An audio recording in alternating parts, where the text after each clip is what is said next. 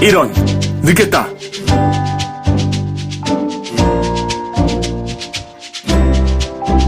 안녕하세요.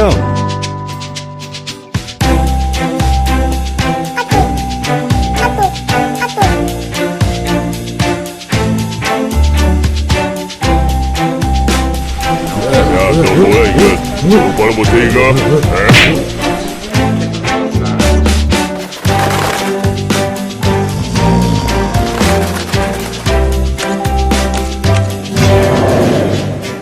뭐야, 이건 예배가 아니잖아!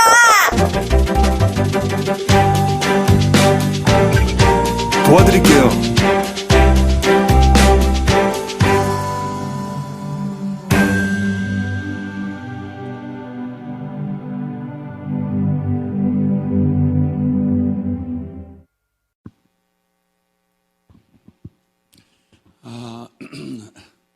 또 주 안에서 뵙게 돼서 정말 반갑습니다.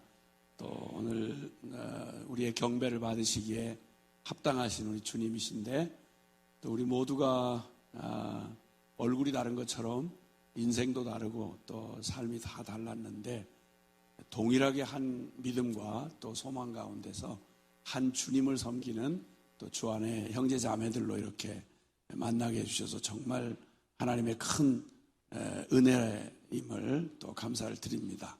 오늘 모두 우리 주님을 사랑하시죠? 네, 우리 주님을 사랑하시는 분만 다시 한번 아멘 합시다. 아멘, 아멘. 우리 그 삶의 순간에서 다른 어떤 것보다도 우리 안에 그 충격과 오래된 기억으로 남는 것들은, 또 그리고 앞으로도 우리를 자꾸 조마조마하게 두렵게 하는 것들은 기쁘고 좋은 일이라기보다는 피해가기 어려운 그런 삶의 위기들이라고 할 수 있겠습니다. 얼마 전에 네팔의 히말라야 산맥, 하늘의 세계 지붕이라고 말하는 히말라야 산맥이 두르고 있는 네팔에 지진이 났습니다. 엄청난, 가공할 만한 능력이 정말 인간들이 얼마나 허망하고 무력한지를 아주 생생히 보여주는 사건이었습니다. 정말 위기감이 떠나질 않습니다. 전 지구촌이 지금도 이렇게 몸살을 앓고 이런 기후나 재난으로 인한 그런 재앙이 점점 목을 조여오는 것 같은 위기감이 있습니다. 또 지금 한국은 지금 막 현재 진행형으로 지금 메르스라고 하는, 혹시 듣고는 계신가요? 그렇게 뉴스가 늦진 않으시군요. 네. 어쨌든 다 해봐야 감기인데, 예로 하자면 감기일 텐데, 그게 중동 호흡기 증후군이라 해서 지금 한국은 사실 여기서 뉴스로 보시는 것만큼이나 상당히 조금은 심각합니다. 왜냐하면 이게 어디로 불똥이 튈지를 알 수가 없어서 교회에도 출석률이 확 줄었습니다. 왜냐하면 사람들 모이는 데서 어디로 지금 어떻게 방향을 잡을지 알 수가 없어서 이 질병에 관한, 이런 전염병에 관한 두려움이 또 온 국민의 마음을 이렇게 사로잡고 있습니다. 가지나 호들갑을 잘 떠는 그런 사회인데, 또 여기다가 합세해가지고 인터넷으로 뭐로 난리도 아닙니다. 이렇게 우리의 삶에는 이렇게 인생 사는 중에 위기의 순간들이 참 많이 찾아옵니다. 이런 천재지변뿐만 아니라 그런 우리 건강이라든지 또 관계라든지 또 사업이라든지 또 불의의 사고라든지 어디 참 안심하고 산다는 게 쉽지 않습니다. 참 많은 우리 인생의 위기가 우리를 위협하고 또 마음 졸이게 하는 것입니다. 자, 그런데 이런 여러 위기 가운데에도 사실 뭐니 해도 위기 가운데 우리가 느끼고 보는 이런 위기보다 또 예기치 못하게, 생각 못하는 위기가 더 심각한 위기가 있을 수가 있습니다. 한번 제가 태평양 한복판에 있는 어느 섬을 한번 방문을 했다가 거기 이제 집회를 하는 중이었는데, 집회를 하고 나서 목사님이 오래간만에 왔으니 여기 좀 한번 그 집회 끝난 다음에 좀 둘러보자고 조그마한 섬을 이렇게 둘러보았습니다. 그러더니 이제 당신이 거기서 목회하고 있는 중에 만났던 위기를 정말 생생하게 이렇게 전해주는데 다름이 아니고 그 섬에 닥쳤던 지진 이야기였습니다. 하여튼 그 말로만 듣던 지진을 몸으로 경험하니까 그게 참 예사로운 얘기가 아니었습니다. 여러분 화면으로 동영상으로 보는 이런 건 그건 그 위기의 현장에 있다는 것하고는 그건 아예 짭도 되지 않는 그런 얘기입니다. 어쨌든 자기 눈앞에서 그 콘크리트 건물 자체가 이게 한 10여 층 되는 빌딩이 엿가락처럼 눈앞에 자기가 처음에는 이게 눈을 잘못 보는 줄 알았는데 진짜 이게 그냥 이런 각도로 이렇게 휘청휘청 하는데요. 콘크리트 건물이 이렇게 휘청휘청 하는데 아니 어떻게 그 공포라고 하는 건 살면서 겪은 이런 얘기하고는 비교가 안 되는 설명 불가능한 막 공포감이 밀리는데 굉장했답니다. 아주 대단한 겁니다. 어쨌든. 자, 그런데 그 얘기에 얽힌 수많은 이제 사연들이 있을 거 아니겠어요? 위치마다. 그 중에 아마 교회를 나오는 사람이었는지는 잘 모르겠는데 거기서 자그마한 비즈니스를 하는 한국분 이야기였습니다. 이분은 아주 생존 본능이 뛰어나서 어디다 갖다 놔도 어디다가 그냥 사막 한복판에 던져놔도 살아남을 만큼 아주 대단한 사람인데 어쨌든 그 지진 예고 방송이 있던 날 지진이 올지도 모른다는 예고 방송을 듣고는 자 오늘 저녁에 지진이 올 수 있다라고 하는 예고 방송을 들었다면 여러분은 뭐부터 이렇게 준비를 대책을 하시겠습니까? 지진이라는 건 어느 한 군데만 흔들린다는 말이 아니고 통째로 다 흔들린다는 말이니까 바다로 뛰어들기 전에는 그 섬에 서 있는 한 어디서든지 흔들린다는 얘기니까 그 모든 게 다 흔들린다는 얘기입니다. 그러면 그때 도대체 뭘 준비해야 될까? 이거 평소에 잘 생각하고 살기가 쉽지 않잖아요. 그죠? 예, 근데 어쨌든 흔들린다는 얘기를 듣고 만반의 준비를 갖춘다고 이제 갖췄는데 이 사람은 이러니 저러니 해도 세상에서 이렇게 살다 보면 여기저기 그렇게 다니다 보면 이러니 저러니 해도 하여튼 뭐니 해도 머니입니다.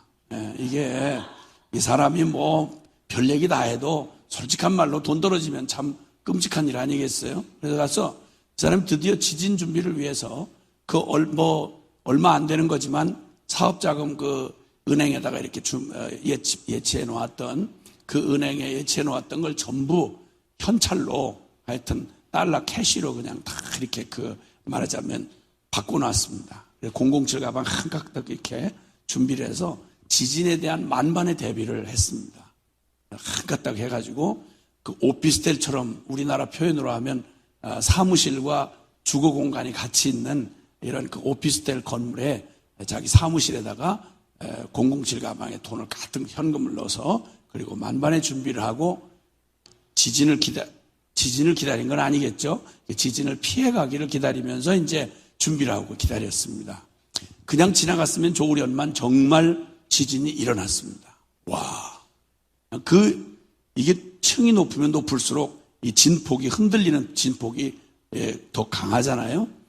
그래서 그 지진에 눈앞에서 펼쳐지는데 사무실에 있는데 이 책상이 앞에 있는 책상이 그냥 저쪽 벽으로 가서 꽉 부딪히고 이쪽 벽으로 가서 꽉 부딪히고 막 이렇게 흔들어대기를 시작하는데 난리도 아니더랍니다. 어쨌든 일단 여러분이 이제 처음 얘기를 들으시기 때문에 그럴 거라고 이해는 되지만 이게 남의 일이라고 해서 그렇게 너무 마음에 아이고 흔들렸대? 이렇게 들으시는 건 이건 사람 인간관계 안에서 남의 얘기를 해도 마음을 같이 하셔서 이심전심으로 들으셔야 됩니다.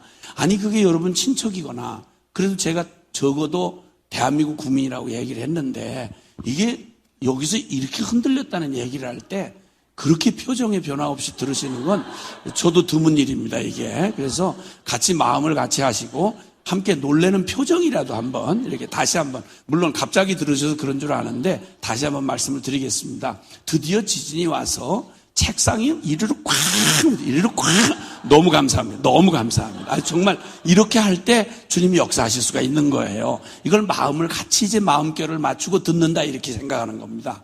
내가 당한 것처럼 이렇게 생각을 하고 들으셔야 이게 뭐가 이렇게 가지 않습니까? 그렇죠? 하여튼 그래서 책상이 이렇게 날아가는데 사람은 가만히 있을까요? 사람도 같이 날아가죠. 그래서 사람이 날아가서 이쪽으로 꽉 붙이고 저쪽으로 꽉 붙였습니다. 사람이라는 게 아주 똑똑한 척하고 잘난 척할 때는 사람 감당을 못할 만큼 잘난 척하고 영 진짜 안 변하는 사람이잖아요. 근데 사람이라는 게 특히 좀 머리에 뭐가 든 사람들, 많이 좀 공부 좀 했다 이렇게 하시는 분들이 주로 자기가 아는 게 다인 것처럼 이렇게 까불 때가 많아요. 근데 사람의 이성이라고 하는 거 간단합니다. 양쪽으로 두 번만 부딪히면, 머리를 부딪히면 이성이고 지성이고 나발이고 남는 게 없습니다. 그러니까 그냥 가서 그냥 이렇게 꽉 붙였는데 그러고 나니까 그 똑똑하고 저 같은 사람이 지성은 간데 없고 본능만 남은 거예요. 본능만. 그래가지고는 그 흔들리는 속에 여진이 막 흔들리고 있는데 세상에 그 속에서 그렇게 막 이렇게 흔들고 막 잡아 돌리는데 그 속에서 얼마나 그 본능이 대단했든지 그 흔들리는 속에서 007 가방을, 돈 든 가방을 있는 대로 움켜쥐고 그 계단을 막 흔들리는 계단을 발목 하나 안 삐고 정확하게 거기를 살아서 내려왔습니다. 국민 여러분 기뻐해 주시길 바랍니다. 어쨌든 그놈이 어떤 놈인지는 나중에 살펴볼 일이고 일단 안 다치고 살아나왔다는 게 기뻐해야 될 일 아니겠습니까? 어쨌든 그리고 살아나왔어요. 와! 근데 딱 나와서 숨을 돌리는데 그 빠져나온 그 아파트 입구 쪽에서 그냥 막 분진이 막 시멘트 분진이 막 터져서 그냥 쏟아지니까 그 빽하게 시멘트 먼지가 입구 쪽으로 막 꾸역꾸역 밀려나오는데 아무것도 안 보일 정도로. 근데 그 속에서 자기가 살아나왔다는 게 이게 그 다급한 순간에도요 감동이 되더래요. 난 진짜 대단한 놈이구나. 뭐 이런 스스로의 만족이 그렇게 막 눈물이 이렇게 나올 정도로 그러더랍니다. 그래서 잠깐 감동을 받고 있는데 그 분진 속에서 뭐가 이렇게 물체가 이렇게 움직이는, 살아서 움직이는 물체가 보이더래요. 그래서 그 분진 속에 자기만 살아나올 수밖에 없는 그 속에서 누가 이렇게 나오는 것 같더래요. 빼얗게 뒤집어 써서 나올 때는 잘 몰랐는데 막 킥거리면서 빠져나오면서 이렇게 먼지를 털어서 얼굴 윤곽이 딱 드러나는데 세상에 자기 부인이 죽지 않고 살아서 나오더랍니다. 이게 무슨 사태가 어떤 사태인지를 잘 짐작이 안 되시는 모양인데 제가 힌트를 드렸습니다. 거기가 오피스텔이라고요. 그래서 거기는 사무 공간만 있는 게 아니라 주거 공간이 같이 있었던 거죠. 그러면 007 가방만 있었던 게 아니라 살아있는 마누라도 같이 있었던 거예요.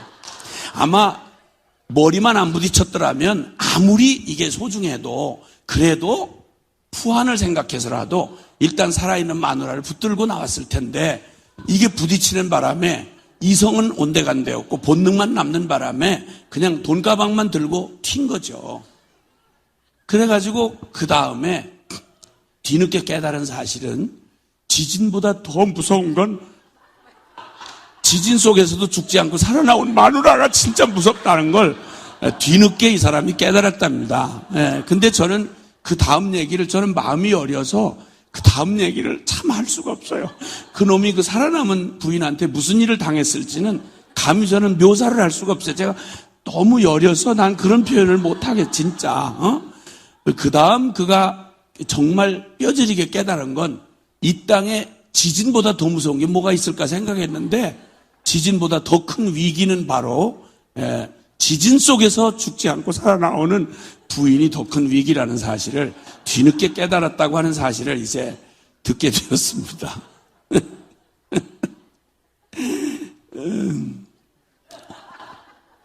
그러니까 뭐니 해도 세상 우리 인생에 겪을 수 있는 위기 가운데요 가장 큰 위기가 뭔지 아세요? 지진보다 더 무섭고 이 세상에 에볼라보다 사스보다 그리고 메르스보다 더 무서운 위기가 있습니다. 그게 바로 우리 마음의 위기입니다. 심령의 위기입니다. 그래서 잠언 4장 23절에 보면 그냥 찾지 마시고 따라해 주시면 되겠습니다. 한번 따라해 주시면 되겠어요? 잠언 4장 23절 말씀. 무릇 지킬 만한 것보다 더욱 내 마음을 지키라. 생명의 근원이 이에서 남이니라. 아멘. 아멘. 아멘. 천하의 사람이 목숨 붙이고 살아가는 동안 당할 수많은 위기가 있지만 무엇과도 비교할 수 없는 위기가, 가장 큰 위기가 바로 뭐냐면 그건 우리의 심령, 마음의 위기입니다. 뭐 그런 얘기 다 일일이 다 할 수는 없겠으나 여러분 세상의 인류 역사 가운데 전무후무한, 전에도 없고 후에도 없을 만큼 한 인생에게 하나님이 막 정말 기회를 주신다면 그 이상 줄 수 없는 기회를 한 몸에 누렸던 사람 하나를 꼽으라면 솔로몬입니다.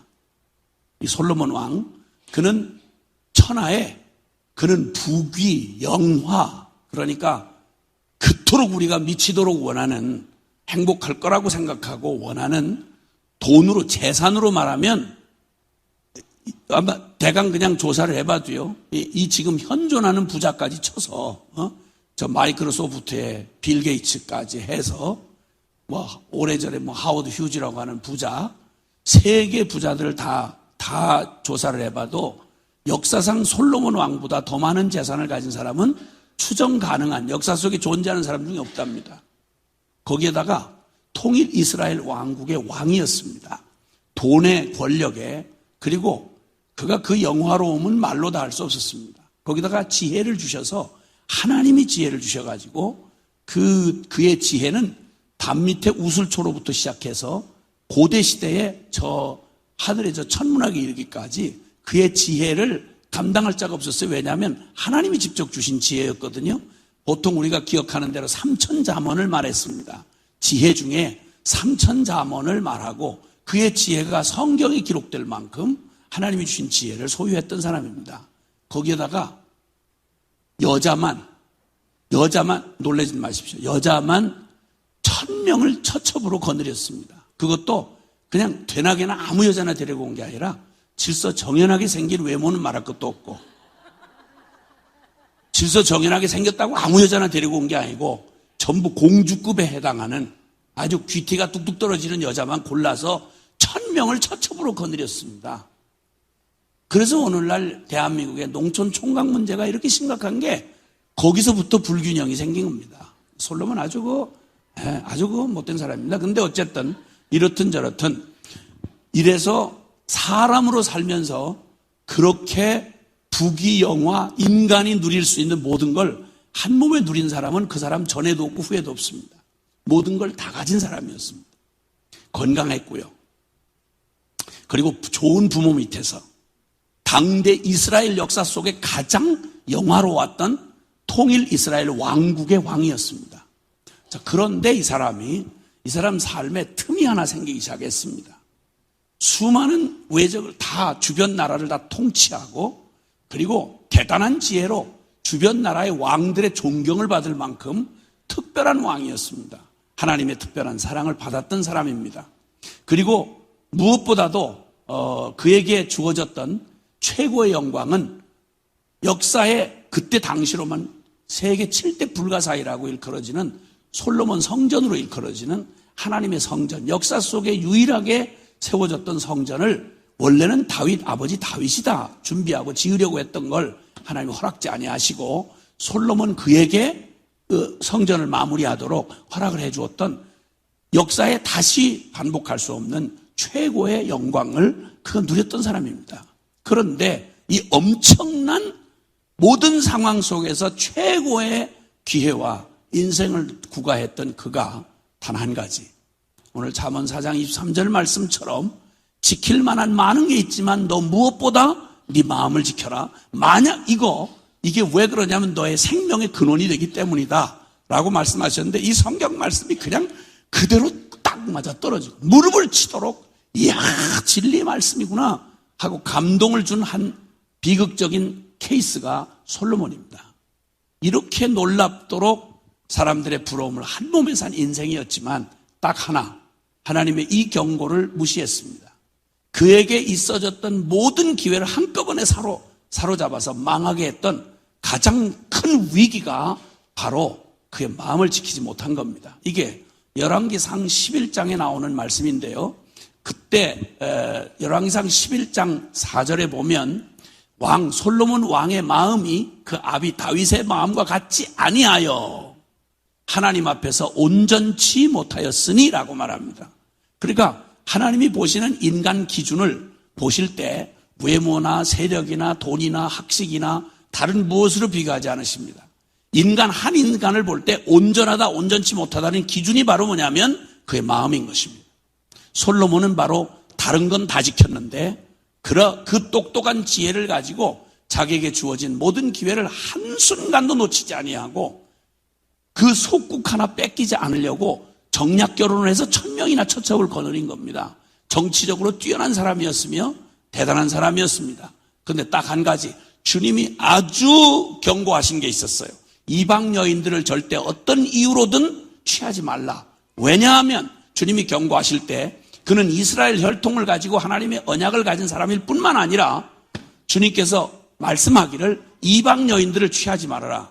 이방 여인들이 네 돈을 뺏어간다든지 건강을 뺏어간다 이렇게 말하지 않았습니다. 주님이 경고하신 이유가 딱 하나 있습니다.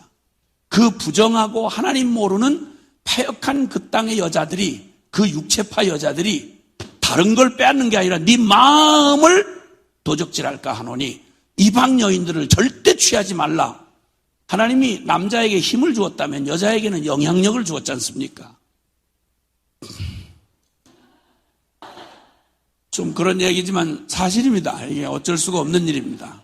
그러니까 세계를 지배하는 건 남자인데 그 남자를 조종하는 건 여자다. 이런 또 기분 나쁜 얘기가 있기도 합니다. 근데 어쨌든 솔로몬 역시 예외일 수가 없었습니다. 솔로몬이 이방 처첩들을 데리고 정략 결혼을 해서 땅 한 평 안 뺏기고 거기서 나오는 속국에서 나오는 그 돈 한 푼 안 놓치려고 애를 쓰다가 한 가지 주님이 경고하신 말을 무심히 보이지 않으니까 마음은 보이지 않고 금방 밥 한 술 먹는 것과 같지 않기 때문에 육체가 병들면 급히 고통을 느끼니까 금방 위기를 대처할 수 있는데 마음이 썩어 문드러지는 건 이건 위기를 못 느끼니까 그만 방치했다가 인생이 통째로 날아가는 수가 얼마나 많은지 모릅니다. 솔로몬이 그런 사람이었어요. 그래서 결국 이방의 처첩들을 데리고 온 중에 그 중에 분명 어떤 여자가 솔로몬의 마음을 사로잡을 만한 사람이 있지 않겠습니까? 여기에 넋을 뺏겨버렸습니다. 성전을 지은 솔로몬이 우상숭배하다 망했습니다. 하나님이 주신 지혜를 가졌다는 그가 여자의 치마폭에 머리를 쳐박고 미친 인생을 마쳤습니다. 천하의 인간 중에 이토록 하나님의 사랑과 기회를 누렸던 사람이 없는데 단 한순간에 날아가 버렸습니다. 그게 바로 뭔가 하니 땅을 뺏김도 아니요 군사력에 의해서도 아니라 단 한 가지 그의 마음을 지키지 못해서 빼앗겼다고 주님 말씀합니다.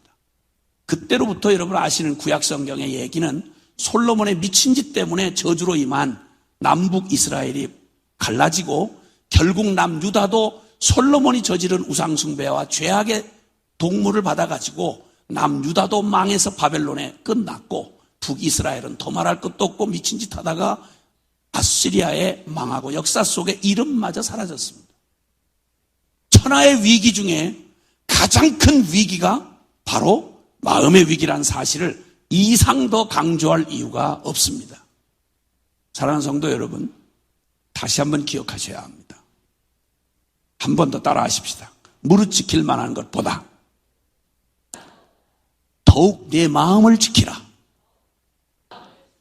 생명의 근원이 이에서 남이니라. 아멘. 인생사에 다른 어떤 고난도 어려움도 도전도 사람은요 원래 지음받을 때부터 인간은 만물을 다스리고 정복하도록 하나님의 형상으로 지음을 받았기 때문에 사람은 말이죠 굉장히 약한 것 같은데 짐승하고 다르고 그 자연 만물하고 다릅니다. 왜냐하면 인간을 만물의 영장으로 지어 놓으셨어요. 그러니까 사람은 사실은 상황의 영향을 받는 것 같지만 조건의 영향을 받는 것 같지만 안 그렇습니다. 사람은 제가 만약 마음만 딱 잡고 한번 산을 넘으려고 생각하면 산만 넘는 게 아니라 지구를 벗어나서 달나라까지 갑니다. 어떤 고난도 사람들이 너무 흐드러진 환경에서도 지가 싫으면 자살도 하지만 그러나 살려고 작정한 사람은요, 아시겠지만 사람은 자기가 원하는 일을 할 때 지가 무언가를 추구하자고 하는 마음의 동기만 딱 필만 꽂히면 누구도 못 막습니다. 산도 못 막고 바다도 못 막습니다, 여러분. 사람 저 좋은 일을 위해서는 지치도 피곤치도 곤비치도 아깝지도 아니하고 독수리 날개치며 올라간 같은 능력이 충만해집니다. 여러분, 지금은 물론 쓸쓸한 과거에 회색빛으로 남은 추억으로 이제 전락했겠지만 여러분, 한때 연애할 때만도 그랬지 않습니까? 죄송합니다. 여러분의 상처를 건드려서 죄송합니다. 하여튼 그러나 어쨌든 그게 오래가지 않는다는 것 때문에 그렇지, 하여튼 연애할 때 그 불 받아가지고 그 난리를 칠 때는 아무것도 막을 수가 없었습니다. 혈통도 못 막고 국적도 못 막고 그리고 산도 못 막고 바다도 못 막고 아무것도 막을 수가 없었습니다. 여러분, 사람은 그렇게 능력이 충만합니다. 이렇게 대단한 게 인간입니다. 여러분, 하나님이 원래 그렇게 만드셨어요. 어떤 것도 사람은 자기가 원하고 자기가 좋은 것, 상황과 조건에 영향을 안 받게 되어 있습니다. 그런데 이런 능력을 가진 사람에게 있어서 제일 최고 최대의 위기는 다시 말씀드리지만 마음입니다. 인간사의 인간지대사라고 말하는 게 사실은 전혀 상관이 없던 남녀가 만나서 한 가정을 이루고 부부를 이루는 거 아니겠습니까? 그런데 그 역시 또한 그렇게 만난을 다 극복하고 그 모든 방해를 넘어서서 맺어진 부부도 자칫 이것 주님의 경고를 무시했다가는 판판이 그 세상 누구도 갈라놓을 수 없을 것만 같았던 사람이 갈라진 이유가 다른 게 아닙니다. 돈도 아니고 상황도 아니고 조건도 아닙니다. 마음입니다. 아모스 3장 3절에 보면 이런 말씀이 있습니다. 죄송하지만 따라해 주시면요. 두 사람이 의합지 않고야 어찌 동행하겠느냐. 예, 사람이 함께 산다는 말은 다른 말이 아니라 호적같이 올리고 재산 공동 소유하고 이게 아니고 함께 산다는 진정한 의미가 뭐겠느냐. 그것은 서로 마음으로 하나 되지 않고야 그게 어떻게 동행이라고 할 수 있겠느냐. 그러니까 부부가 마음 잃어버리면 다 끝입니다, 여러분. 끝입니다. 그 다음에는 아무리 그냥 다른 형편상 남의 눈치로 그저 부부 인체하고 사는 것도 하루 이틀이지 진짜 비극입니다. 가장 행복하자고 선택한 게 부부인데 가장 불행을 느끼게 하는 고통을 느끼게 하는 것도 부부 사이입니다. 그래서 오늘날 가만히 보면 지금 한국 같은 경우만 해도요, 지금 잠정적인 실제적인 의미까지를 치면 절반 이상이 이혼에 준하는 그런 상황입니다. 이혼율 세계 1위입니다. 난리도 아닙니다. 그리고 고통 가운데 살아갑니다. 멀쩡한 것 같이 보이는 부부들도 조금만 내면을 들여다보면 이게 너무너무 한때 그렇게 열렬히 연애했던 사람들입니다. 죽지 못해서 만난 사람들입니다. 행복하자는 목적으로 밤낮을 가리지 않고 밤낮에 부부가 맞벌이를 합니다. 얼굴 쳐다볼 사이도 없이 부지런히 살았습니다. 자, 우리 집안채 마련할 때까지만 그렇게 하자. 우리 자식들 키울 때까지만 그렇게 하다. 돈은 생겼고 집은 생겼는데 앞불싸 보이지 않는 마음이 식어버린 거예요. 이걸 어떻게 해볼 도리가 없는 거예요. 별 노력을 해도 이게 극복이 안 됩니다, 여러분. 놓친 거지요. 잃은 거지요. 뭘 얻고 뭘 잃어버렸는지를 생각할 겨를도 없이 그냥 똑똑할수록 더 미친 듯이 살아왔고 달려왔는데 어느 틈에 거기까지 이르는 겁니다. 이런 파경의 위기에 이르는 수많은 위기의 과정들을 옆에서 지켜보는 건 정말 가슴 아픈 일입니다. 어쩔 수 없는 거죠.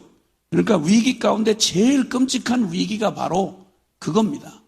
가장 가깝고 행복하려고 맺었던 부부가 다른 건 다 얻었는데 마음을 잃어버리면 이거보다 고통이 없습니다. 이 고통을 이기질 못하니까 가난은 악착같이 이겨낼 수가 있었고 질병도 이겨낼 수가 있었는데 마음의 이 위기는 이길 수가 없어서 우울증에 걸리거나 아니면 결국은 갈라서거나 아니면 나중에는 자살을 시도합니다. 얼마나 그 고통이 크면. 그러니까 위기 중에 가장 큰 위기는 지진보다도 그리고 메르스보다도 더 무서운 건 우리의 심령의 위기라는 사실을 동의하지 않을 수가 없습니다. 짧은 인간 사회도 그러하겠거든.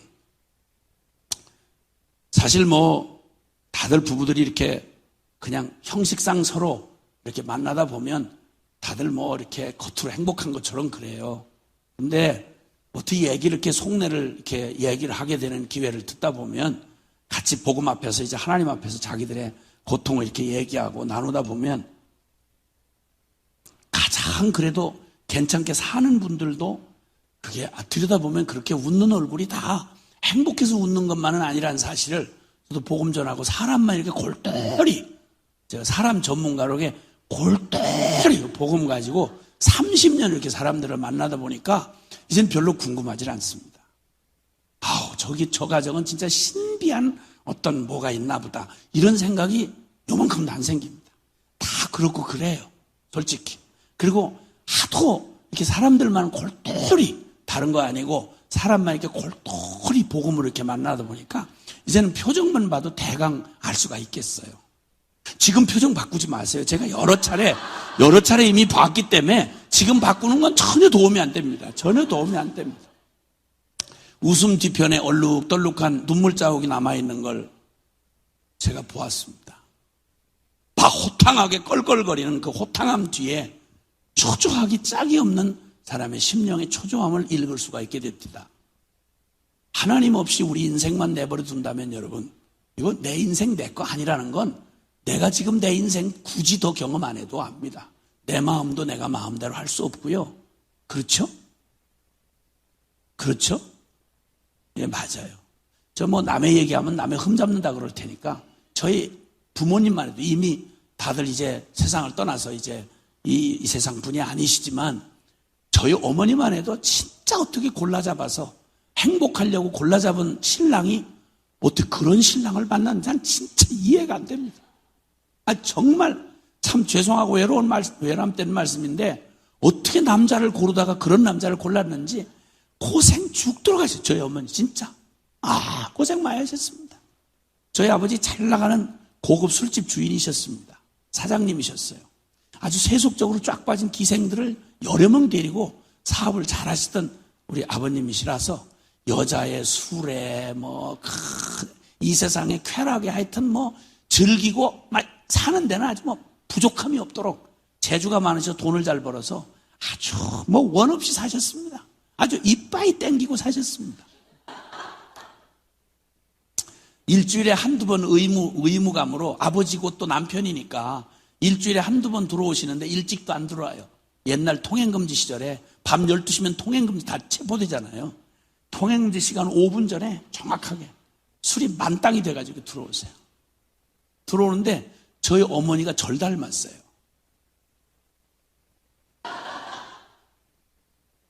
은혜스럽게는 생겼지만 매력적이라고 하기엔 좀 그렇지 않습니까? 저희 어머니가. 그런데다가 양반 가운데 토막이란 충청도 부여 태생입니다. 저희 어머니가. 말솜씨 진짜 없습니다. 충청도 말이 이렇게 들을 때 한국의 충청도 말이 그냥 들으면 부드럽게 들리지만 짜증날 땐 진짜 짜증납니다. 좀 나긋나긋하고 아주 이렇게 살갑게 이렇게 그 살가운 그냥 남자들의 뼈를 녹이는 그런 매너의 기생들한테 둘러싸여 지내시던 사장님께서 집에 어쩌다 오면 좀 부인이 좀 나긋나긋하게 이렇게 해주면 좋은데 왜 그래요? 이러니까 진짜 짜증나는 겁니다. 정말. 거기다가 외모가 날 닮았다 그랬잖아요. 그래 아버지가 집에 들어오시면 난리도 아닙니다. 난 우리 어머니가 아버지 살아계시는 동안 저희 어머니가 여자 대접을 받는 걸 제가 기억이 안 나요. 매냥 하인도 그런 하인이 없고 짜증나게 생겼다 이거야 네가. 정말 짜증난다 이거. 나가 죽으라 이거야. 다시는 여기 들어오지 말라 이거야. 이렇게 하룻밤에도 몇 차례씩 쫓아내도 옛날 우리 어머니들은 친정으로 도망간다는 거 상상도 못했어요. 죽어도 시집 쪽으로 엎어져 죽어야 된다고 그런 가치관을 갖고 살았기 때문에 하룻밤에 10번을 내쫓기는데도 벌벌 기어서 들어오더라고요. 저희 어머니가. 저희 어머니 진짜 고생 많이 하셨고 진짜 자식들 때문에 낳는 생기면 그냥 낳는 수밖에 옛날에는 없으니까. 그래서 저도 태어났겠죠. 예. 하여튼 한타스를 낳아가지고 12명 한타스를 낳아가지고 저 지금 나이 얼마 안 됐는데 3남매 남았어요. 그렇게 무슨 환란을 겪었을지 뭐 짐작이 되시잖아요. 산 게 아니죠.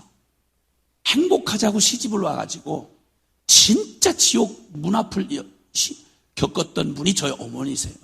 그러고 보니까 저는 사실 혹시나 여기 뭐 성도들 중에 그런 분이 많이 계시겠어요. 그러나 혹시라도 행복을 얻으려고 이렇게 결혼을 하셨다가 참 이런 고통 중에 저희 어머니 같은 신랑을 잘못 만나셔서 너무 어려움을 당하고 계신 분들에게 심심한 위로의 말씀을 드립니다. 네.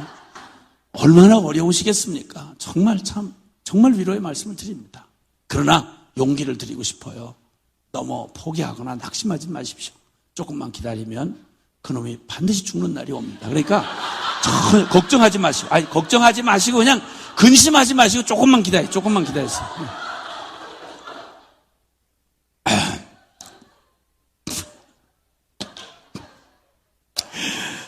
근데 사람마다 말이죠. 자기가 듣고 싶은 말만 듣는지 제 설교 중에 딴 건 하나도 안 남고 이것만 남아가지고 이걸 아멘하고 갔다가 은혜를 너무 받으면 사람이 기쁜 소식이라고 그러는 건 남한테 전할 수 없는 걸 전하지 않으면 못 견디는 걸 기쁜 소식이라고 하잖아요. 그러니까 다들 자기에게 기쁜 소식이잖아요. 그러니까 딴 설교는 귀에 안 들어오고 그게 너무 은혜가 된 거야. 어떤 주책과 같은 집사가 집에 들어갔다가 이 기쁨을 참을 수가 없는 거예요. 여러분도 복음을 남한테 안 전할 수가 없잖아요. 기쁜 소식이니까. 이래가지고 집에 갔다가 밤 12시가 넘어서 만땅해가지고 들어오는 매일 자기를 패는 신랑을 그날은 기쁨으로 기다려가지고 그냥 들어오는 남편을 향해서 아이고 어머 여보글쎄 내가 오늘 교회 가서 은혜를 너무 받았다고 글쎄 당신이 반드시 죽는데 이래가지고 하여튼 밤새도록 두드려 맞았다는 미확인 보도가 있습니다. 난 책임 안 져요. 제가 이 얘기만 한 건 아니니까 제발 그런 주책을 부리지 않으시길 바랍니다. 여러분 잠깐 살다가 아무리 고통스럽고 아무리 재밌어도 부부는 끝날 날이 있습니다. 자, 끝날 날이 정해져 있는 부부 사이도 관계가 이렇게 마음이 식어버리고 어려워지면요. 이걸 못 견뎌서 우울증 걸리고 자살을 하고 그래요. 근데 하물며 여기 계신 모든 분들은 싫든 좋든 다들 살아계신 하나님하고 적어도 관계를 맺었다고 하는 분들 아니겠어요? 그렇죠? 아멘. 근데 이 하나님하고 관계가 만약에 호적은 올려놓고 마음은 다 식어버린 그런 부부 사이처럼 명목상 부부 사이처럼 하나님이란 이름은 부르고 있는데 성도라는 직분은 남아있는데 실제적으로 하나님을 사랑하던 첫사랑 다 잃어버리고 그냥 형식상 마음이 식어버린 채 신앙생활에 여러분 가장 위기가 뭔지 아십니까? 뭐 교회가 쌈질이 나고 뭐 난리를 겪고 재정의 어려움을 겪고 별거 다 여러분 이 위기를 다 합친 것보다도 다른 거 다 그만둬 놓고요. 뭐 목사님을 잘못 만나고 뭘 뭐 장로님들이 싸우고 상관없어요. 그거보다 진짜 위기는 여러분과 주님 사이의 신앙이 그 마음의 중심이 마음으로 주님을 등졌거나 식었거나 의미 없이 그냥 형식상 체면상 지옥 갈까 봐 무서워서 그냥 의미 없이 그냥 명목상으로 그냥 이렇게 교회 예배나 자리나 채우고 의무나 감당하고 죽지 못해 그렇게 가는 식으로 만약 하나님과 여러분의 사이가 마음이 식어버렸다. 여러분 이거보다 더 큰 위기는 없습니다. 여러분. 이러면 큰일입니다. 여러분. 이러면 끝입니다. 여러분. 그러니까 고린도전서 2장 16절에 이런 말씀이 있습니다. 죄송하지만 한번 따라해 주시면요. 누가 주의 마음을 알아서 주를 가르치겠느냐. 그러나 우리가 그리스도의 마음을 가졌느니라. 아멘? 아멘? 예. 누가 도대체 주님을 안다 할 자가 있겠느냐? 주님을 진정으로 섬기는 자가 누구냐? 이런 말입니다. 주님을 정말 주님이 기뻐하시는 참된 생명 있는 살아있는 참 신앙생활을 하는 자가 누구냐는 겁니다. 직분 아닙니다, 여러분. 오해하지 마십시오. 직분 소중한 것이지만 직분이 하나님과 우리의 관계를 보장해주는 증거가 될 수 없습니다, 여러분. 심지어는 사역자라고 할지라도 말입니다. 하나님은 죽은 신이 아니며 사람이 만든 우상 따위가 아닙니다. 그분은 살아 계시며 우리에게 인격을 주신 살아 계신 인격이십니다, 여러분. 인격과 인격 사이에 의미 있는 그 마음 중심으로 서로 사랑하고 마음으로 서로 통하는 말 그대로 안다라는 말 성경의 의미는 체험하여 알다 이 말입니다. 이 관계가 식어버리면 이거보다 더 큰 위기가 없습니다. 여러분 요한계시록을 딱 첫 장을 넘기고 나면 2장 3장에 초대교회 당시 그때 예수님의 제자 중 요한이 살아있을 때입니다. 십자가 부활 사건이 그렇게 오래되지 않은 때였습니다. 그런데 그때 초대교회 7교회 중에서 가장 칭찬을 받던 교회가 에베소 교회입니다. 이 교회는 열정적으로 주님을 위해서 그 에베소 도시 안에 반이교적이고 세속적인 도시 한복판에서 예수를 믿어가지고 그리고 바울 사도의 철저한 제자 훈련을 받았습니다. 정통 교리를 지켜낸 사람들입니다. 주님을 위해 정말 헌신적으로 일했던 교회였습니다. 칭찬받을 게 한두 가지가 아니었습니다. 딱 한 가지 위기가 찾아왔습니다. 그 눈에 띄는 위기가 아니라 그래서 더 위기입니다. 그래서 위기예요. 그게 바로 뭐였냐면 요한계시록 2장 4절 5절에 주님이 말씀합니다. 너 처음 사랑을 잃어버렸느니라. 너 이것 어디서 떨어진지를 기억하고 빨리 도로 찾으라. 만약에 그렇지 아니하면 주님을 향했던 그 첫사랑을 잃어버린 너의 마음이 식어버린 그 마음에 그 첫사랑을 도로 찾지 아니하면 내가 촛대로 옮겨버리리라. 여러분 촛대는 바로 교회를 상징하는 것이었습니다. 주님의 교회가 교회됨을 잃어버리는 게 다른 게 아니고 경제적으로 부도가 났다든지 건물을 빼앗겨다든지 사람들 관계에 어려움이 있다든지 이게 교회의 위기가 아니라 진짜 위기는 살아계신 하나님을 믿는다고 말하는 사람들의 주님을 향한 그들의 마음 가운데 첫사랑이 잃어버린 겁니다. 의무감으로만 남아있는 거예요. 서로 악을 쓰고 진리를 가지고 서로 싸움질을 합니다. 이 모든 근원이 어디에서 왔는고 하니 살아계신 하나님을 향한 그들의 마음이 식어버린 겁니다. 이게 첫사랑을 어디서 잃어버렸는지 떨어졌는지 기억하고 도로 찾으라고 주님 말씀합니다. 안 찾으면 촛대를 옮겨버리겠다. 7교회를 7촛대의 금촛대에 비유를 하셨는데 이걸 옮겨버린다. 여러분 첫사랑을 잃어버린 에베소 교회는 역사 속에 사라지고 맙니다. 그러니까 살아계신 주님을 섬기는 우리의 심령, 우리의 신앙에 가장 심각한 위기는 다른 게 아니라 바로 우리의 마음이 식어지는 것입니다. 오늘 여기 계시는 여러분에게 언제라도 꼭 물어야 할 말이 있습니다. 그래서 제가 습관적으로 묻는 말이 있고 저 자신에게도 묻는 말이 있습니까? 정말 주님을 사랑하십니까? 여러분 주님을 만났던 첫 경험들이 대부분 있으실 텐데 그때 어떠셨습니까? 아무것도 세상과 나는 간 곳이 없고 구속한 주님만 보였지 않습니까? 십자가 사랑에 부딪혀서 그때 감격과 눈물로 고백했던 그때 고백 기억하고 계십니까? 어떻게 나 같은 죄인에게 이런 은혜를 베풀어 주셨나?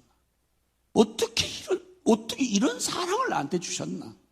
그토록 다 고통스러워서 끈데 끝장내고 싶었던 모든 세상의 아픔이 그거 여전히 그대로 있는데 워낙 주님의 이 큰 사랑에 한번 부딪히고 나니까 더 바랄 것도 더 허접한 꿈도 비전도 사라지고 어떤 고통도 더 이상 고통이라고 말할 수 없는 주님의 큰 십자가 그 사랑 앞에 하나님이 세상을 이처럼 사랑하사 도대체 내 인생 내가 누구길래 같은 죄인 인간끼리도 천하게 외면당하고 잊혀져야 될 나 같은 죄인 놈을 내가 나를 봐도 환멸스럽고 짜증나고 이거 내 던지고 싶을 만큼 이 구질구질한 죄인 놈을 이 끈적끈적한 죄인 놈을 사랑하다 미쳤는데 누가 미쳤는고 하니 천지를 창조한 온 우주가 다 높여 노래를 해도 모자랄 살아계신 하나님이 이처럼 사랑하사 구원할 다른 길이 없으니 당신의 하나밖에 없는 아들을 십자가에 매달아서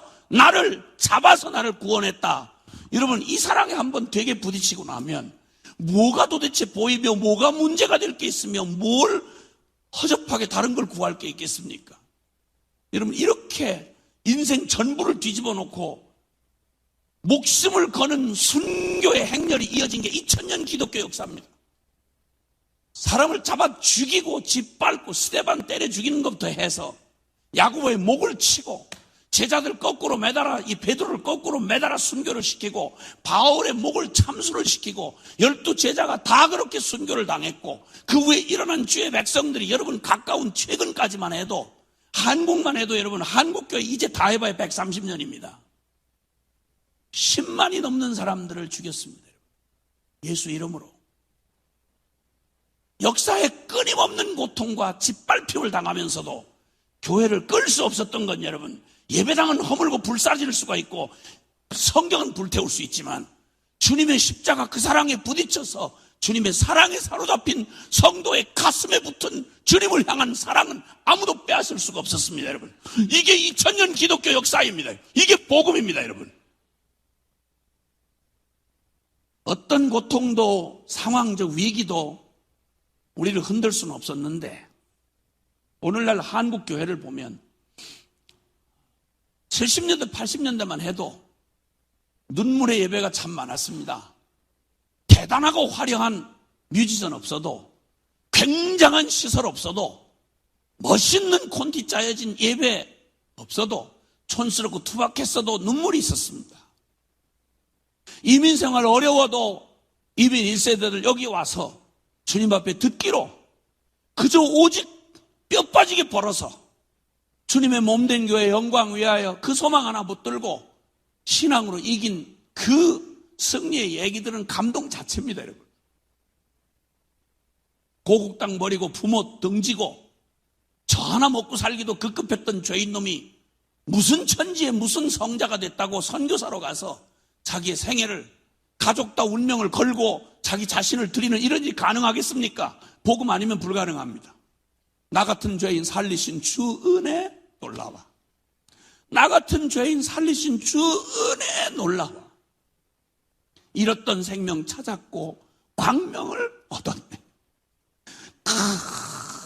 큰 죄악에서 건지신 주 은혜 고마워. 숨부터 있는 동안 만입이 내게 있으면 그 입 다 가지고 늘 이 주신 은총을 늘 찬송하겠네. 여러분, 이렇게 감격에 겨워서 주님 따라가는 동안 춥고 배고픈 시절에도 자식들 먹일 거 없어도 주님의 몸된 교회에 성미라고 해서 여러분 그 밥을 끓여서 죽을 끓여 자식들 허기진 배를 채울 수 없을 때에도 우리 사랑하는 성도들 말입니다. 거기서 성미를 떼서 주의 종 먼저 바친다고 그렇게 갖다 바쳤습니다. 이거 한국교회입니다. 저 70대 초에 예수님 만났습니다. 그렇게 어렵고 힘들어도 천국의 소망이 능히 그들을 이기게 했습니다. 저는 말씀드린 대로 안 못합니다. 교회 교자도 모르고 예수 예자도 모르는 집안에서 술집 하시는 잘 나가는 술집 사장의 아들로 태어나서 제가 선택한 삶이 아닌데 난 예배당 건물이 예배당인 줄을 모르고 자랐습니다. 어떻게 그렇게 피해 다니면서 복음을 못 들었는지 복음하고 아무 상관없이 했습니다. 세상에 끝없이 잘 나갈 줄 알았던 아버지가 저 중학교 2학년 때 완전히 비명횡사하고 돌아가셨습니다. 비참하게 돌아가셨습니다. 남의 영혼을 술로 바꿔서 그렇게 번 돈 가지고 무슨 복을 받겠습니까? 집안이 3대가 쫄딱 망한 대표적인 집안입니다. 돈 버는 목적을 위해서라면 다른 사람 가정이고 뭐고 영혼이고 어떻게 하든지 넋을 빼서라도 돈 벌어 먹으려고 했던 비참한 인생이 갈 곳이 어디겠습니까? 아버지 그렇게 비명행사하고 저는 뒷골목에 주민등록도 없이 살아가는 사람들 뒷골목에 내던져졌습니다. 방 한 칸 없이.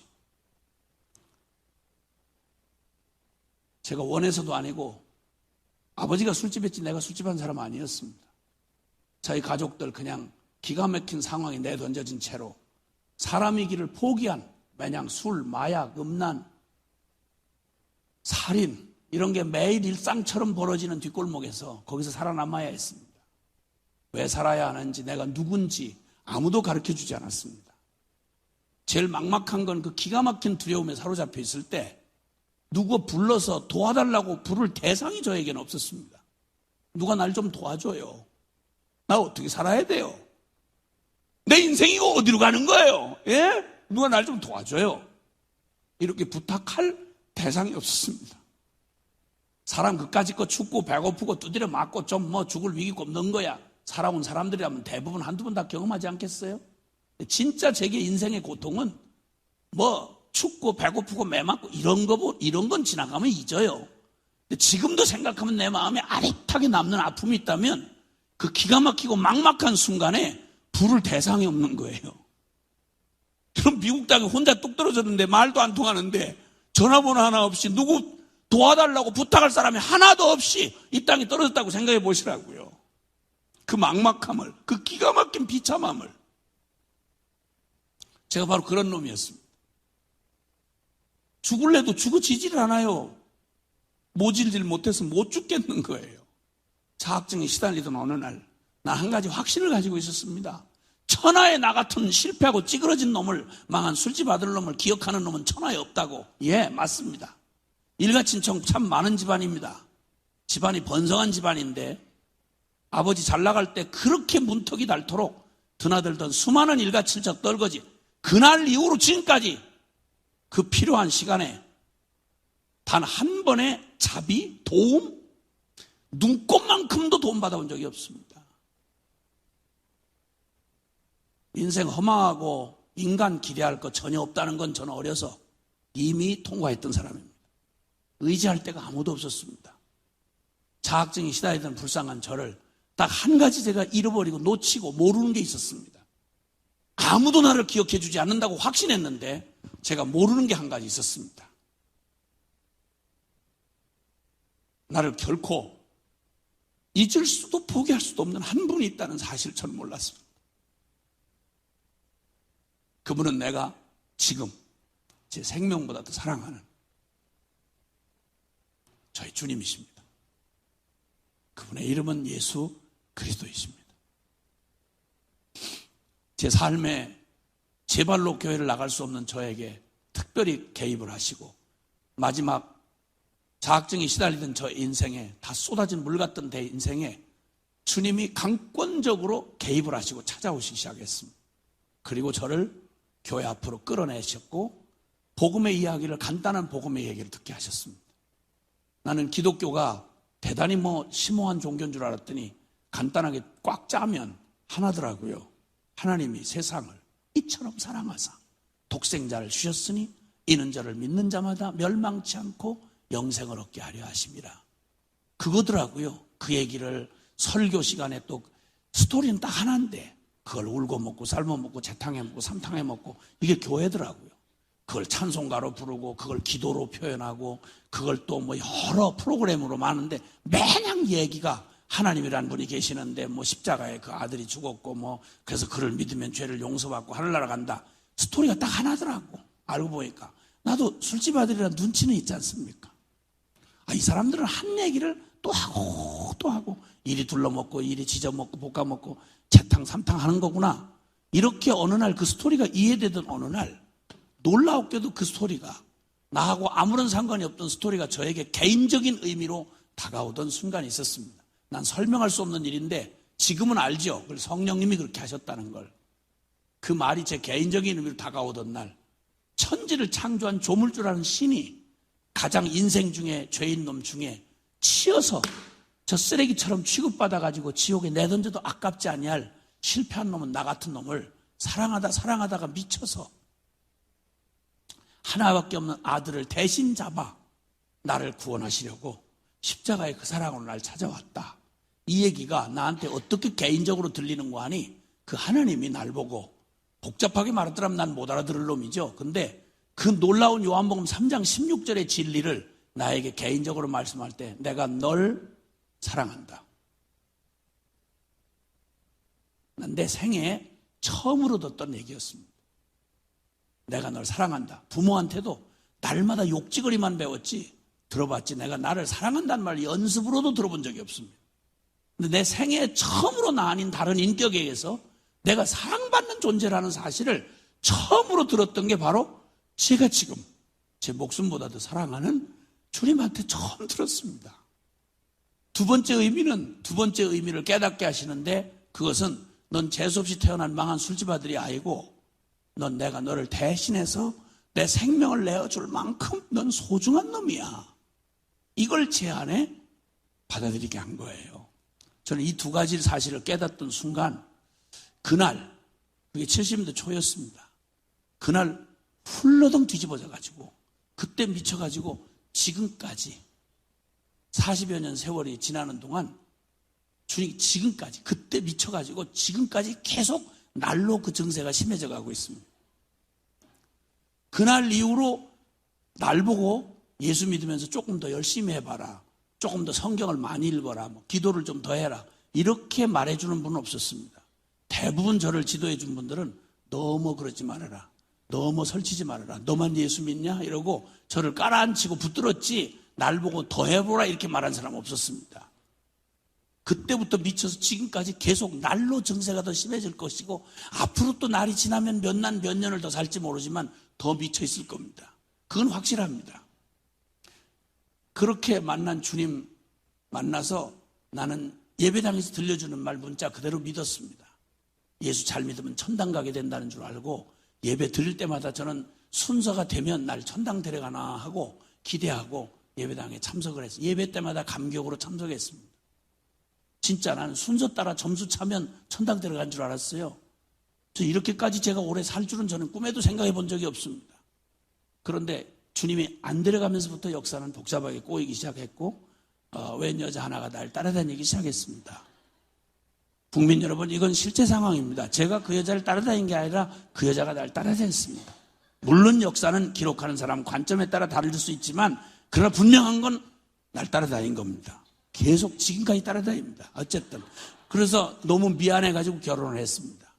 미안해서 결혼을 했는데, 주님께서 충성때 여기서 옛날 박정희 대통령 시절에 애 안 낳는 게 애국한다고 막 나라에서 돈 주고 막 이렇게 했던 데인데, 주님이 충성때 여기서 한 집 건너 하나만 낳자던 그 시절에 아이 5을 주셨습니다. 놀래시는 건 모자라서 놀래시는 거죠. 네. 많다고 놀래시는 건 아니겠죠, 그렇죠? 5밖에 안 됩니다. 5 낳는 쪽쪽. 제가 만난 예수님, 이걸 설명을 더 할 게 뭐 있겠습니까? 내가 복음 못 만났더라면 나한테 인생은 무슨 의미가 있습니까? 주님 앞에 미쳐서 이 복음 전해준 걸 가만히 보니까 지구 반대편 이스라엘에서 시작된 복음을 누군가 전해주지 않으면 내가 어떻게 예수를 믿었겠단 말이죠. 자식들한테 내 가장 소중한 걸 남기고 싶은 거 아니겠어요? 내가 내 아들한테 유엔 사무총장 되는 거 가지고 내가 만족하겠습니까? No. 귀하신 일이지만 저는 제 아들, 복음하는 제 아들에게 유엔 사무총장 정도로 만족할 수는 결코 없습니다. 물론 시켜주지도 않겠지만, 그렇다고 혹시 요청을 한데도 노할 것입니다. 노 땡큐 할 겁니다. 낳는 쪽쪽 주님 앞에 논스톱으로 바쳤습니다. 선교사로 바쳤습니다. 이름만 대강 들어보시면 아시겠지만 저희 집안 분위기가 대강 이해가 되실 겁니다. 첫 아들 낳자마자 죽도록 충성하라, 그래야만 생명이 멸류관을 내게 주리라 그래서, 주님은 어떻게 이런 죄인 가문에 이런 귀한 생명을 맡겨주시나 너무 감동해서 주님 앞에 목숨 바치는 이거밖에 없다 그래서 김충성이라 그랬습니다. 그 다음에 주님의 기가 막힌 이 헷세드의 사랑에 감동받았을 때 둘째 딸이 태어났습니다. 김인혜라 그랬습니다. 하나님의 조건 없는 사랑이다. 세 번째는 이 백성은 내가 나를 위해 지었나니 나의 찬송을 부르게 하려 함이라. 은혜를 이빠이 받고 있을 때 셋째 딸이 태어났습니다. 주저없이 김찬송이었습니다. 은혜를 막 받는데 이게 보니까 전부 이게 주님의 응답이더라고요. 근데 그때 넷째 딸이 태어났습니다. 잠깐의 망설임이 있었지만 김응답이 됐습니다. 그 다음에 막내가 태어났을 때 세계 복음화가 완성돼야 주님이 오신다길래 이 선교 완성이라는 마음에 확 사로잡혀 있을 때 막내 녀석이 태어났습니다. 그래서 김선교입니다. 충성, 인애, 찬송, 응답, 선교, 이게 저희 가족의 아이들의 이름입니다. 그게 저희 가족의 고백이고 비전이고 생존 이유고 우리 가치였습니다. 그렇게 하고 그 아이들 다 선교사로 바쳤고, 약간의 몸부림은 있었지만 그러나 다른 선택이 없는 모태신앙의 아픔을 가진 채로 그들은 같이 선교사의 길을 가고 있습니다. 저희에게는 이랬습니다. 제 마음에 위기가 오고 도전이 올 때 저는 잘 모르겠습니다. 워낙 밑바닥 인생을 살다가 만난 주님인지라 저는 세상 없이 남다르게 고생한 건 없습니다만은 그러나 그 위기를 지날 때마다 제게는 이 사랑을 흔들 만한 다른 게 없었습니다. 그리고 저는 만약 이게 흔들릴 만한 위기가 온다 그럴 때는 저는 어떤 대가를 지불하더라도 저 서 있는 터를 허물어 버리지 제 마음이 식어지기를 허락하지 않습니다. 왜냐하면 제게는 주님을 사랑하는 고백에 제 마음에 물기가 사라지고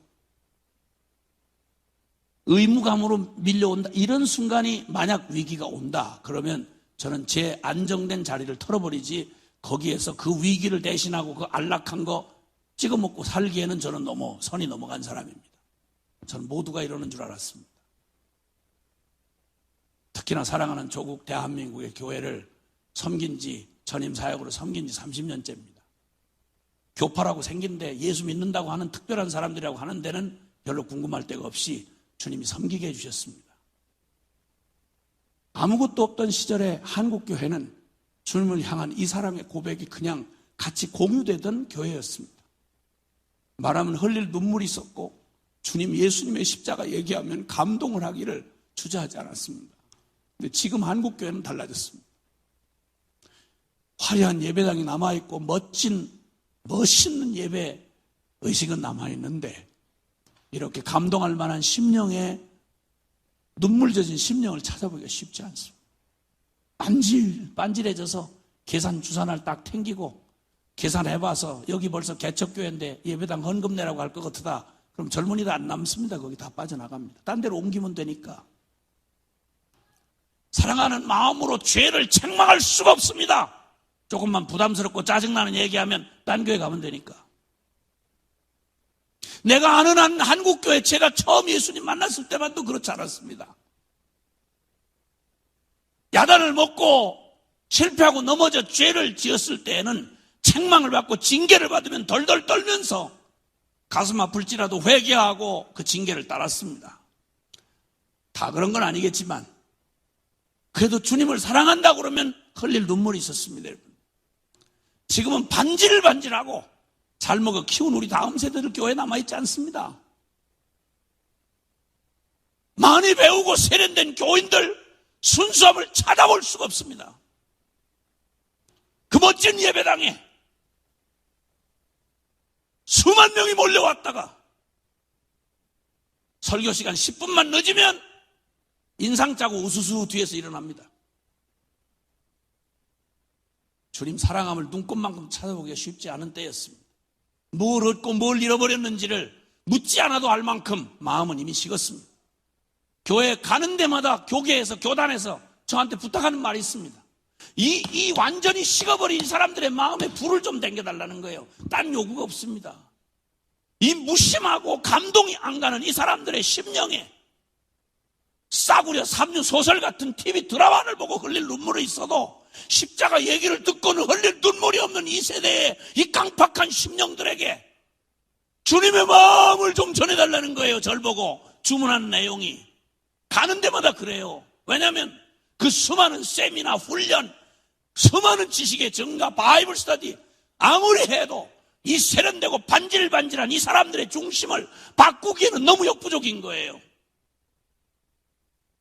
위기 중에 최고의 위기도 심령의 위기듯이 여러분 역사 능력 중에 가장 큰 능력이 바로 뭐냐면 이 무관심하고 세속화됐고 그리고 물질 만능에 훌렁 빠져버린 세속의 짜릿한 죄에 푹 빠져버린 인간의 중심을 바꾸는 거, 이거야말로 세상 없는 프로그램, 세상 없는 얘기를 다 해도 지독한 자아사랑에 푹 빠져버린 이 말세에 사람들의 마음을 돌이키거나 움직일 수 있는 능력이 천하에 없는 다른 무엇으로도 안 된다는 거예요.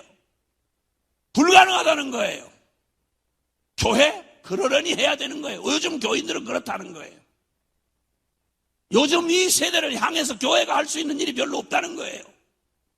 반기독적인 사회의 분위기, 눈을 돌릴 데가 없을 만큼 음란한 이 세상의 문화,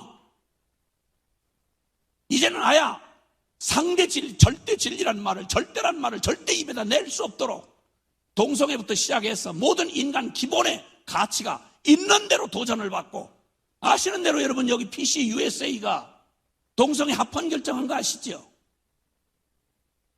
주마다 동성애 가르쳐야 되는 거 아시죠? 대한민국 말로 다 할 수 없는 위기. 캠퍼스는 말로 할 수가 없습니다, 여러분. 하도 다급한 나머지 작년 말에 제가 한국의 서울대, 이대, 연대, 그리고 부산대, 전주대 제가 돌면서 이대로 둘 수가 없구나, 캠퍼스를. 그래서 도전과 자극이라도 하겠다고 돌면서 상황을 들여다보는데 이건 듣던 얘기보다 훨씬 더 심각합니다. 주일학교 거의 없습니다. 청소년 세대는 말할 것도 없고요. 이 아이들 복음하고 별 상관없습니다, 여러분. 떨어질래야 떨어질 수가 없는 운명적인 모태신앙들만 간신히 인상 짜고 앉아서 남은 게 고작 그게 교회 중고등부 현실입니다, 여러분. 배부른 교인들의 마음, 태도, 중심 전혀 안 바뀝니다. 흔들리지 않습니다. 비유 좀 상하면 하나님이고 뭐가 없습니다, 여러분. 과연 소망이 있는가? 부자가 망해도 몇 년은 먹을 거 있다더니 아직도 한국교회 덩치가 남았으니 그냥 희망이 있단 말인가? 아니요. 현실로 보면 죄송하지만 제가 말하는 게 아니라 기독교 공공기관에서 다 얘기했습니다. 더 이상 희망이 보이지 않는다고. 그래서 요즘엔 유행처럼 다시 복음 앞에 오직 본질로 돌아가는 것밖에 없다. 십자가로 돌아가는 것밖에 없다. 가장 큰 위기 가운데 가장 절망적인 철벽같이 변하지 않는 마지막 마지노선이 여러분 사회나 제도나 이런 것들은 언제든지 유행 타고 바뀝니다, 여러분. 아무리 불가능한 것 같았던 공산주의도 70년 실험 끝나고 다 막을 내렸습니다, 여러분. 시장 경제니 어쩌니 하는 얘기, 월가의 위기를 한번 겪으면서 전 세계가 저거 믿을 만한 것도 아니고 붙들 것도 아니라는 사실을 이미 여러분 이 신기루같이 보이던 미국의 경제라는 게 전 세계 경제 전체 통을 흔들어버릴 만큼 위기라는 사실을 다 알만한 사람은 압니다. 의지할 건 뭡니까? 무엇을 붙들 거 있습니까? 다른 것들은 다 변하고 흘러갑니다. 근데 마지막 가장 관건이 바로 뭐냐면 인간의 마음 중심인 것입니다.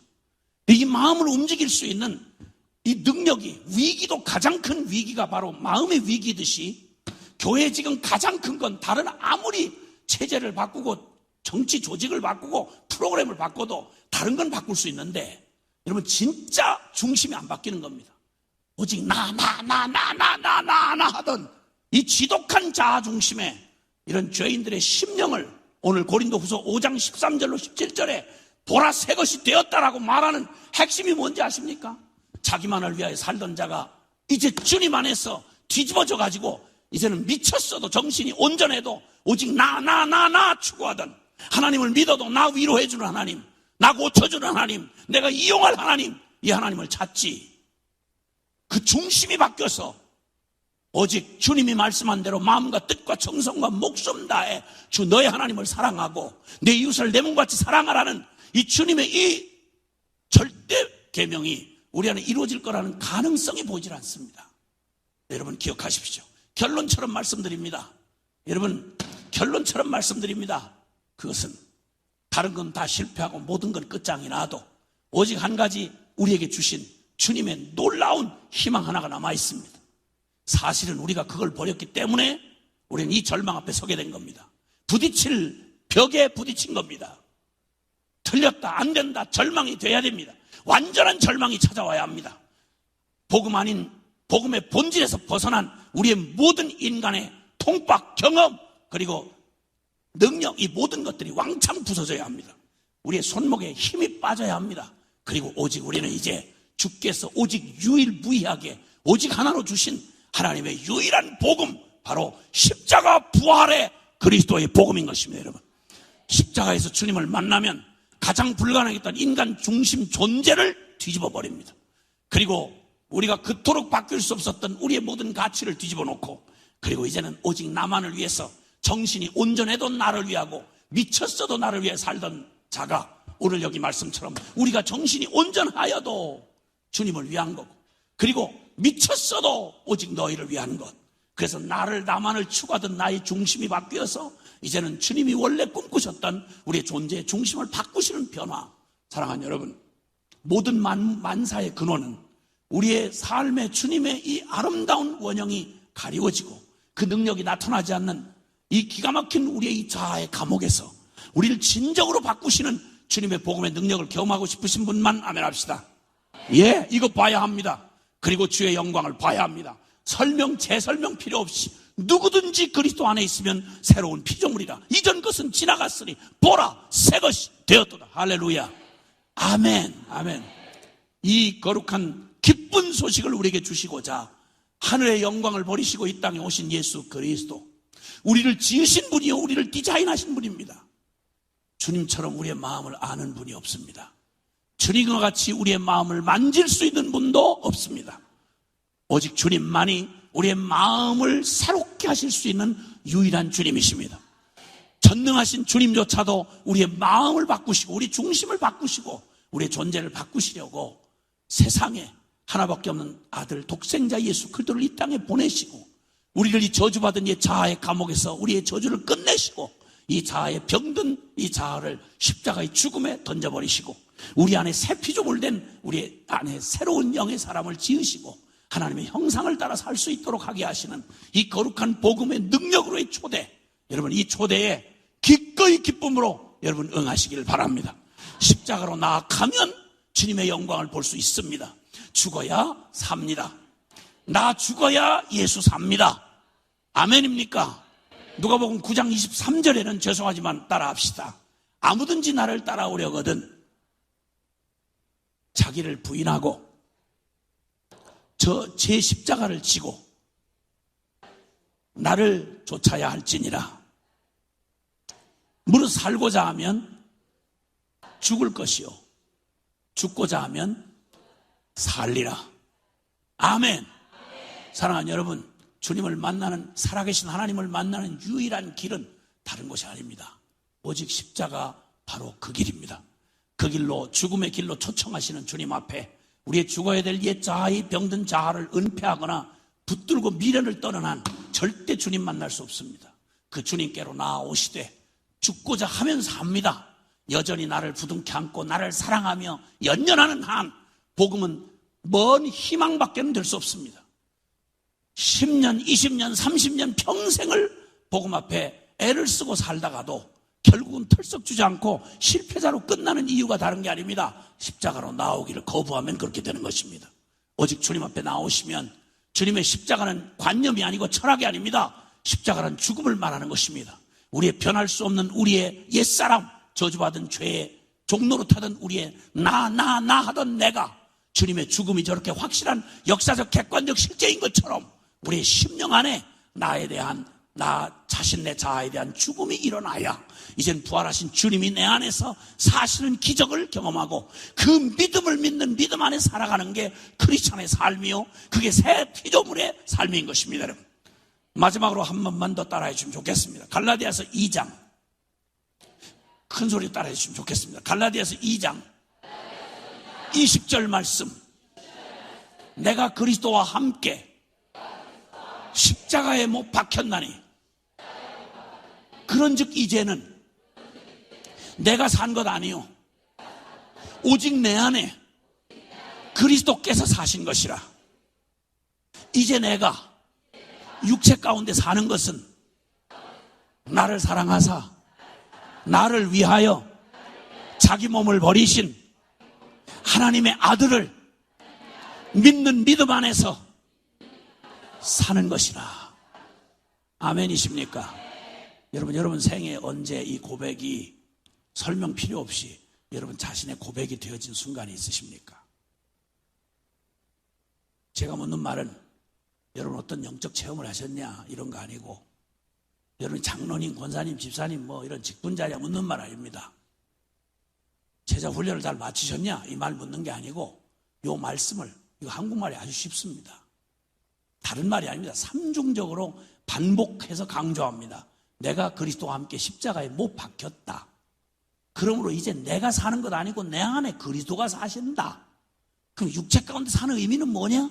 날 사랑해서 나를 위하여 죽으신 예수를 죽을 때 나 함께 죽었고 이제는 내가 사는 것 아니요 내 안에 나를 사랑하사 나를 위해 죽으시고 부활하신 예수가 내 안에 내 새 생명이 되어 살아가신다는, 나의 생명의 주인이 되어 살아간다는 걸 믿는 믿음 안에서만 나는 의미가 있을 뿐이다. 아멘. 이 진리가 여러분에게 실제가 되어 이 고백 외에 다른 고백을 할 수 없을 만큼 여러분 생애 안에 이 진리가 나에게 아멘 되어졌던 순간은 언제 있으십니까? 만약 이가 아니라면 죄송합니다. 하나님의 베푸신 은혜는 한량없이 여러분에게 쏟아져 부어졌겠지만 여러분이 주님과 함께 동행한다는 유일한 근거는 여러분의 공로도 아니고 봉사한 업적도 아니고 여러분의 직분도 아니고 신학 지식도 아니고 말 그대로 성경 모두의 이 진리가 여러분의 실제가 되는 오직 하나는 이 갈라디아 2장 20절이 언제 여러분의 실제가 됐냐 이 말입니다. 이것 없이 죄송하고 미안하지만 아무리 여러분 꾸미려고 해도 여러분이 죄된 생명에서 벗어나지 않는 한 십자가를 통과하지 않는 한 죄송하지만 미안하지만 눈물겨운 여러분의 애쓴 최선이 있을지 몰라도 믿음의 진정한 삶, 새 생명의 능력은 경험하실 수가 없습니다. 이 놀라운 주님의 초청 앞으로 이제라도 주님 앞에 나오시기를 바랍니다. 십자가 앞에 진지하게 나아가십시오. 그분이 내 이름 펴달고 죽었다는 말은 감상이나 철학이나 개념이 아닙니다. 실제 역사적 객관적 실제 사건입니다. 성령님은 그 사실을 우리 안에 온전한 믿음으로 받아들여서 예수와 함께 죽고 이제 내 안에 그리스도가 사시는 이 신비한 믿음의 삶을 우리에게 살아가게 하시는 그 은혜로 우리에게 임하실 것입니다. 누구라도 상관없이 십자가 앞으로 나오십시오. 그리고 이 복음의 영광과 이 능력과 축복을 경험하시기를 바랍니다. 만약에 이 대답을 분명하게 할 수 없다면 주님 앞에 이런 간절한 기도를 드렸으면 좋겠어요. 주님, 나한테 주님 가르쳐주시고 베푸신 은혜 한량없고 많지만 주님, 내가 말씀 듣고 보니 주님, 제 그 십자가가 나한테 실제가 된 적이 잘 기억이 안 납니다. 주님, 나를 그리로 인도하사 어린아이라도 알아들을 수 있도록 분명하게 말씀해 주시고 나를 주님의 그 죽음에 죽어야 될 나의 예차하에 이 병든 죄에 전체적 죄인인 나를 거기 죽음에 함께 믿음으로 화합하게 해주시고 이제는 내가 아니요 정말 주님이 전부가 되시는 은혜를 내게 좀 베풀어 주십시오. 이미 이루신 일이라면 나한테 깨닫게 해주시고 만약 아니라면 어떤 직분도 어떤 위장도 다 걷어 팽겨치고 계급장 떼내고 주님 나 매달려서 주님 당신 알고 싶습니다. 주님의 그 생명 누리고 싶습니다. 억지로 쥐어짜고 위선하고 외식하는 이런 삶에 진절머리 났습니다. 믿어지도 않는 하나님을 믿는 척하고 거룩하지도 아니고 죄와 여전히 뒹굴고 살면서 거룩한 것처럼 폼을 잡는 거 지겹습니다. 주님. 그리고 당신 앞에 두렵습니다. 하나님 나를 진실하게 내 영혼을 좀 바꿔주시옵소서. 이 복음 앞에 서게 해주시옵소서. 여러분 이 간절하고 겸손한 기도가 여러분에게 살 길을 열어줄 것입니다. 그리고 주님의 영광을 보십시다. 그러면 이 땅에 아무리 어떤 상황도 조건도 문제되지 않습니다.